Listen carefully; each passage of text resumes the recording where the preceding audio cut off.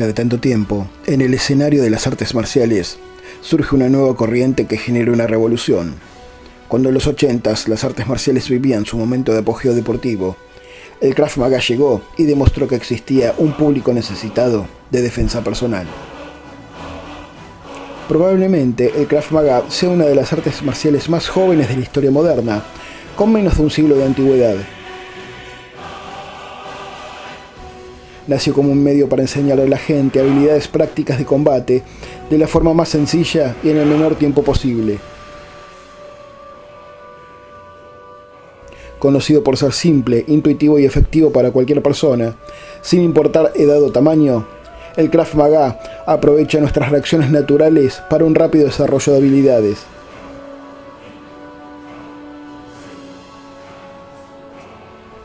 Desgraciadamente, su origen y desarrollo no es del todo conocido. Te invito a bucear su historia, veremos actores y hechos nunca nombrados, que nos permitirá comprender la naturaleza de las artes marciales israelíes.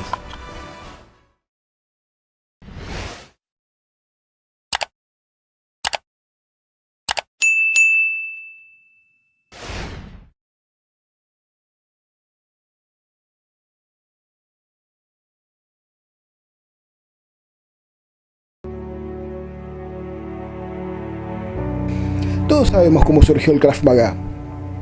Un hombre reunió componentes de varias artes marciales tradicionales, los hizo prácticos y codificó en un sistema llamado Krav Maga.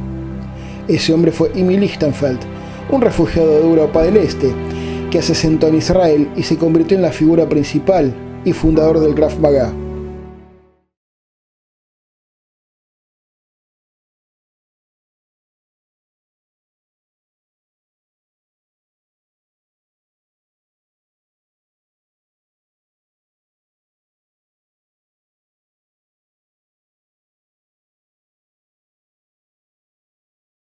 No, esto no es cierto.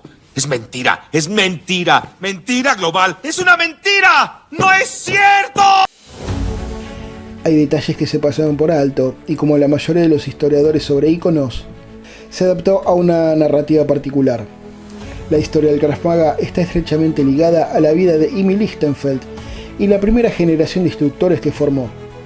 Sin embargo, a pesar de la creencia popular, no fue en sentido estricto el fundador del Krav Maga.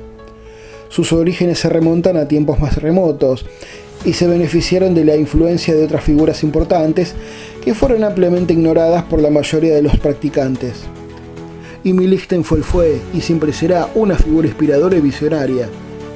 Merece el respeto que se le tiene y debe ser tenido en la más alta estima por su papel en la difusión del Krav Maga a un público mayoritariamente civil. Pero para ser claros, Imi Lichtenfeld no fue el fundador del Krav Maga, ni mucho menos el único fundador. No lo creó, no fue su creación exclusiva y el sistema que codificó no es ni más ni menos auténtico que cualquier otro método o corriente de Krav Maga existente. Y con todo el crédito y sin faltarle al respeto a Imi, aquí explico por qué.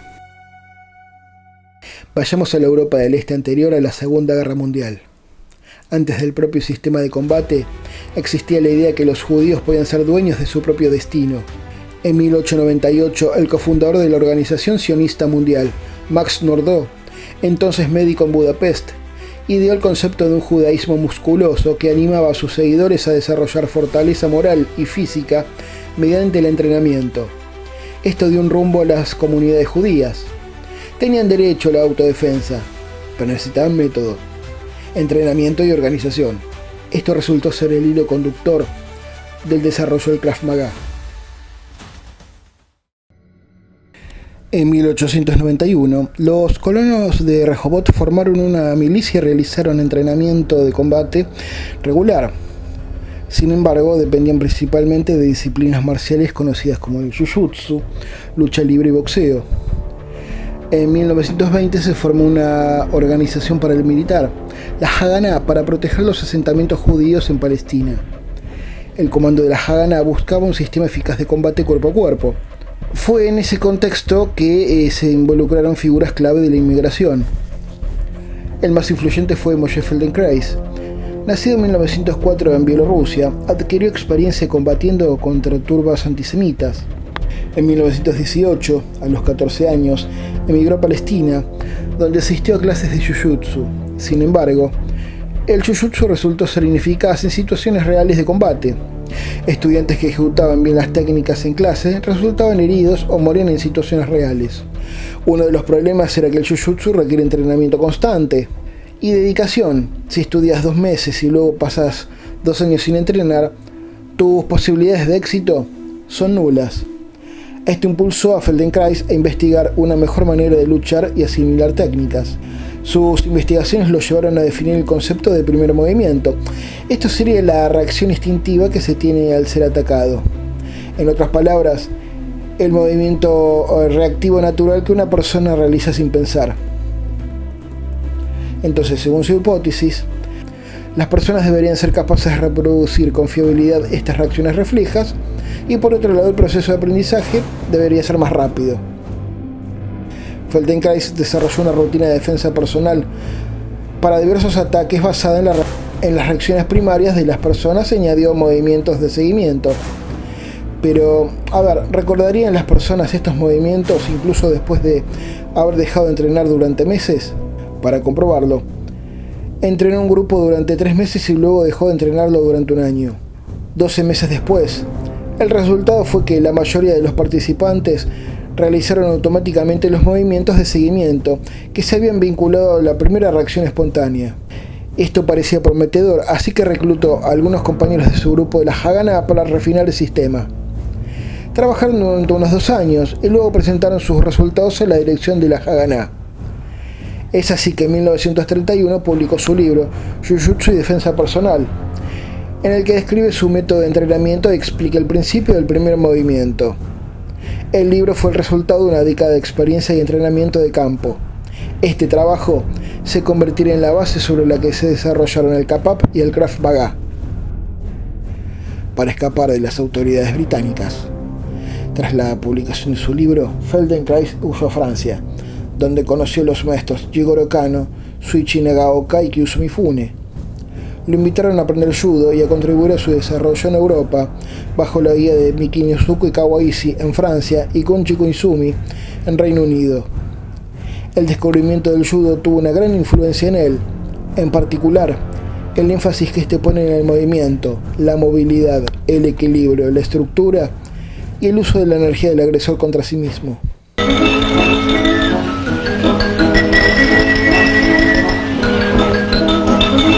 Les 2 physiciens pratiquent le judo, forme moderne du jujitsu. Celui-ci a eu le prix Nobel, c'est Frédéric Joliot, créateur de la radioactivité artificielle. Son professeur de judo, M. Feldenkrais, est aussi au laboratoire son élève et collaborateur. Y vos sabés que tras el trabajo pionero de Moshe Feldenkrais, la década del 30 fue testigo de los esfuerzos conjuntos de varios pioneros para diseñar un programa eficaz de enseñanza de técnicas de combate cuerpo a cuerpo en las comunidades judías. Los actores de esta parte de la historia fueron Gershon Kofler, Orden Charles Wingate, Michael Horowitz y Yehuda Marcus.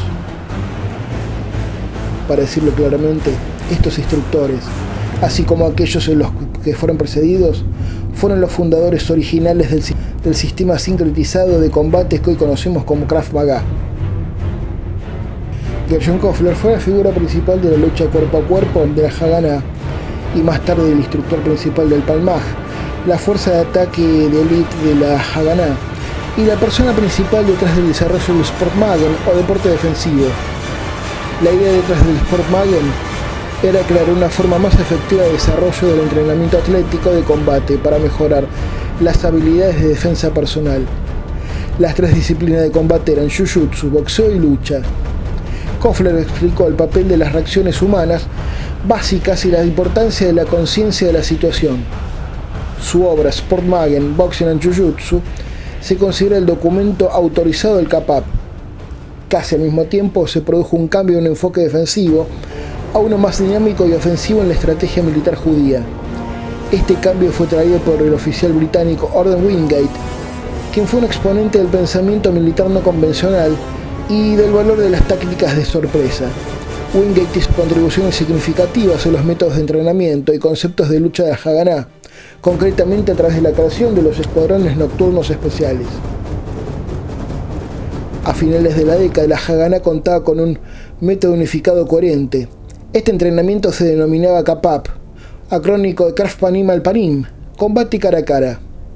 En sus inicios, KAPAP no era un sistema en sí mismo, sino una combinación de acondicionamiento físico riguroso, boxeo, judo, jujutsu, karate, lucha con cuchillo y palo, entrenamiento con armas de fuego y explosivos, radiocomunicaciones, entrenamiento de supervivencia en la naturaleza, primeros auxilios de combate, entre otros detalles.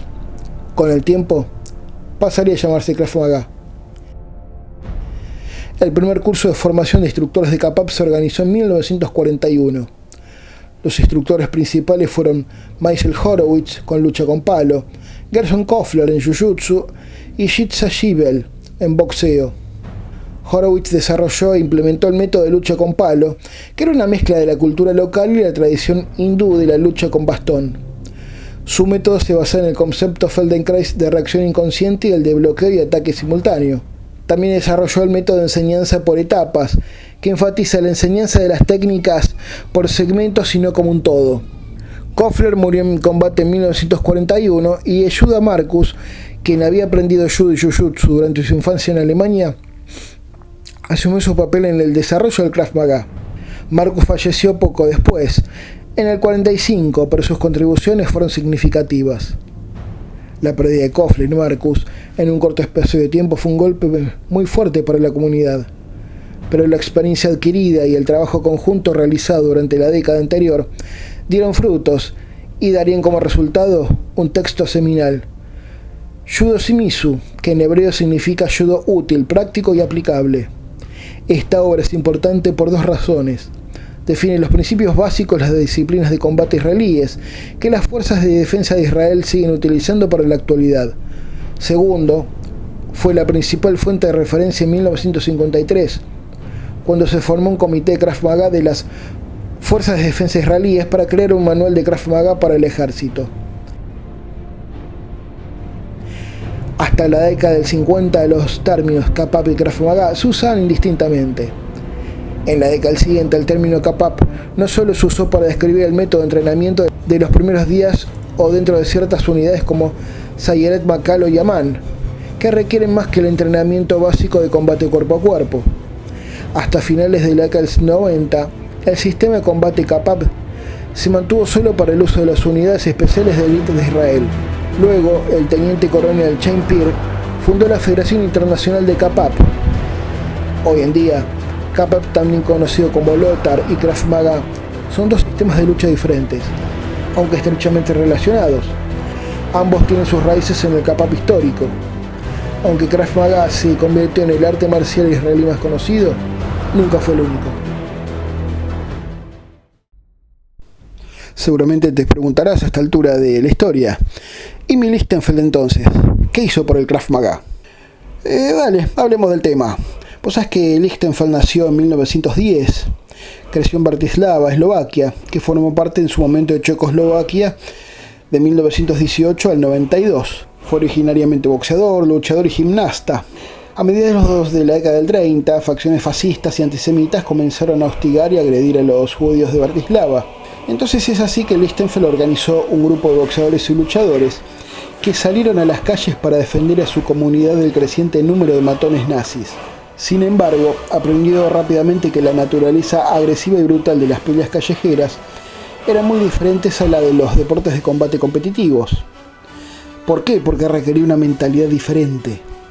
La reevaluación de sus ideas sobre la violencia lo llevó a priorizar la neutralización rápida de las amenazas.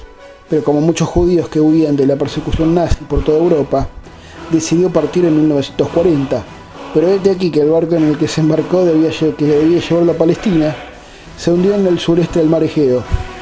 De mal en peor iba. Fue rescatado por un barco británico camino a Egipto, donde se unió a la Legión Checa bajo mando británico.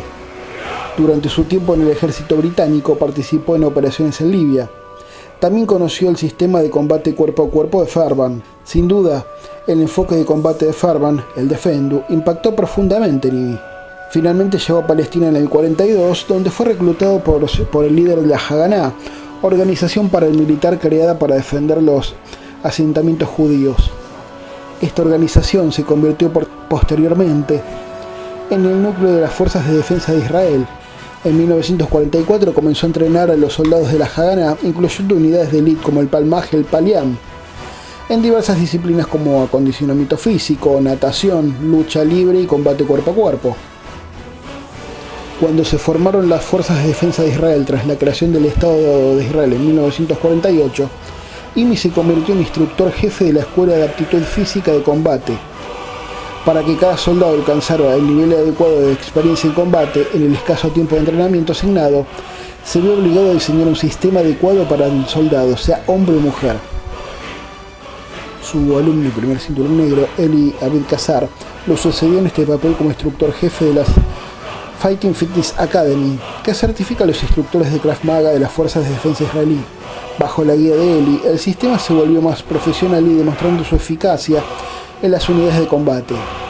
Eli continuó desarrollando Krav Maga dentro de la FDI hasta su jubilación en el año 87. En el 80, Boaz Amiram, asistente de Eli, se convirtió en la tercera persona en ocupar el puesto de instructor jefe de Krav Maga en la Fighting Fitness Academy. Fue el último instructor jefe que estudió directamente bajo Imi Lichtenfeld.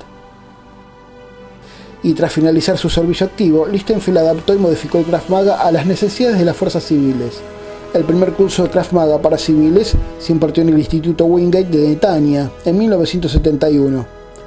Entre los primeros estudiantes en recibir el cinturón negro se encontraron como Ayim Gidon, Eli Abed-Qasar, Eyal Yanilov, Richard Duviev y Mika Sulmim. Seguramente los conoces a todos, son las caras visibles hoy de todas las organizaciones grandes a nivel mundial. En el 74, Imi se retiró de la docencia y cedió el centro de formación de Netanya al Eli Abed-Qasar. En el 78 se creó la Federación de Krav Maga y Defensa Personal. Abed-Qasar fue elegido jefe del comité de rango y el coronel David Ben-Asher, director ejecutivo. Y el nombre de la organización se cambió en el 80 a Asociación Israelí de Krav Maga, y bajo la dirección de Imi se incorporaron componentes de varias artes marciales, como por ejemplo el judo en el 65 y más tarde en el 70 el aikido, y más trabajo de base por parte de Ayim Gidon. Para mejorar el sistema se incorporaron técnicas de otras artes marciales y deportes de combate y contradefensas con armas modificadas, en particular defensa con cuchillo. Y en el año 81, dirigido por Eyal Yanilov, un grupo de instructores viajó a Estados Unidos para demostrar el sistema. Con el desarrollo del Krav Maga en la escena internacional, surgió la necesidad de una organización global. Es así que en el año 95 la Federación Internacional de Krav Maga fue fundada por varios estudiantes de Imi, como Avi Moyal, Yanilov y Gaby Noah. Imi Lichtenfeld nos dejó en Israel el 9 de enero de 1998 a la edad de 87 años. La doctrina del Krav Maga se centra en la autodefensa práctica. Se utilizan movimientos simples basados en reflejos naturales para neutralizar amenazas rápidamente. Prioriza la supervivencia y la efectividad sobre la estética o rituales deportivos.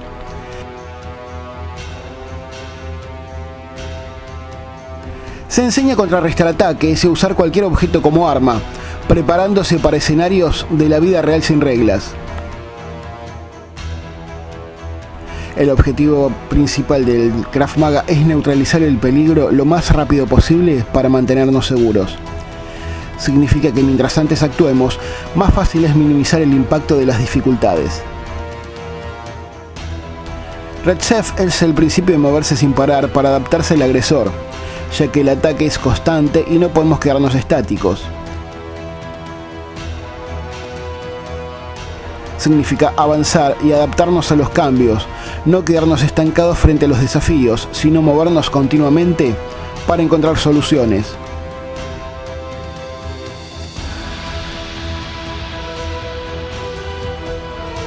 En situaciones de riesgo, cualquier objeto común, sea un bolígrafo, llaves o una silla, pueden ser una herramienta útil para defendernos. En la vida diaria, esta idea nos enseña a aprovechar al máximo los recursos a nuestro alcance y usar nuestra creatividad para salir adelante, incluso con lo poco que tengamos. Se enfoca en atacar los puntos débiles del agresor, ya sea los ojos, garganta o rodillas, para tener mayor efectividad. Esto se traduce en la habilidad de identificar y abordar las áreas claves para resolverlo de manera eficiente, sin perder tiempo en detalles innecesarios. Nos enseña a estar siempre alertas al entorno, buscando posibles amenazas y rutas de escape. Esta atención a lo que ocurre alrededor es útil en el día a día. Nos ayuda a estar preparados para lo inesperado, a notar oportunidades o riesgos. Cuando el Krav Maga comenzó a ganar popularidad, a medida que crecía la demanda, también lo hacía el ego, y para competir por los clientes, varias organizaciones de Krav Maga hicieron campañas de relaciones públicas diseñadas para establecer su supuesta superioridad o exclusividad. Es esa típica campaña de marketing de solo nosotros enseñamos el auténtico Krav Maga. Todavía existen dos grandes organizaciones que afirman representar directamente a Amy Lichtenfeld y discuten constantemente sobre quién dice la verdad.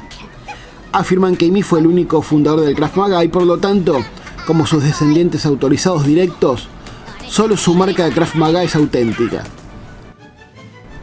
Los pioneros como Marcus, como Koppler y muchos otros instructores murieron en la década del 40, mientras que otros se incorporaron a la vida civil y dejaron atrás su pasado militar. Por ende, nadie te puede confirmar quién es quién, viste, dentro de la historia del Krav Maga. Por 1999, el Krav Maga se había extendido tanto por todo el mundo que nadie se molestaba en cuestionar la historia oficial de los practicantes, quienes la mayoría de las veces simplemente transmiten lo que les han contado. Para cuando Amy se retiró, quienes lo conocieron en el ejército, soldados, comandantes y el Palmaj, lo veían como la figura principal y autoridad en el combate cuerpo a cuerpo. En aquel entonces, a nadie le interesaba la historia de su desarrollo. No había rangos, cinturones, organizaciones ni grandes maestros. Al fin y al cabo, era un sistema de combate cuerpo a cuerpo en el ejército y nada más. Así que a nadie le preocupaba quién desarrolló qué ni cuándo. Esto empezó a ser un problema muchos años después que Amy fundara el Krav Maga civil.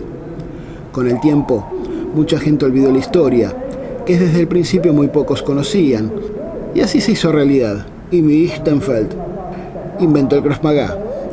No menos importante es el hecho que hasta 1964, cuando Amy abrió su primer club civil, a nadie le importaba el nombre del sistema. Muchos lo conocían como KAPAP, otros como Krav Maga, y nadie pensaba que fueran dos sistemas diferentes. Lo expuesto es el objetivo a resolver por el Krav Maga en el mundo. ¿Te gustó el video? Entonces suscríbete, dale like, comentalo, compartilo y por sobre todo ayúdame a seguir creciendo con el canal.